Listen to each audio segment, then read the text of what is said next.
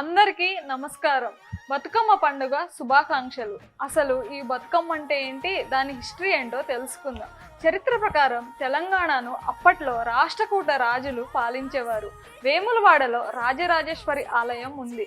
ప్రజలకు ఆ ఆలయం అంటే ఎంతో విశ్వాసం. అయితే క్రీస్తు శకం 985 నుంచి 1014 వరకు రాజరాజ చోళుడు పాలన సాగించాడు. ఆ తర్వాత రాజేంద్ర చోళుడు వేములవాడలోని శివలింగాన్ని తీసుకెళ్లి తంజావూరులోని బహుదేశ్వర ఆలయంలో ప్రతిష్ఠించాడు. అప్పటి నుంచి స్థానికులు అమ్మవారి బాధను చోళులకు తెలియజేయడానికి పూలతో శివలింగాకృతిని చేసి మధ్యలో గౌరమ్మను ఉంచి పాటలు పాడుతూ బతుకమ్మ వేడుకను జరుపుకున్నారు. బతుకమ్మలో ఉపయోగించే పూలలో తంగెడు, గుమ్మడి, బంతి, చామంతి, గూనుగు, అలాగే వివిధ రకాల పువ్వులను ఉపయోగించేవారు.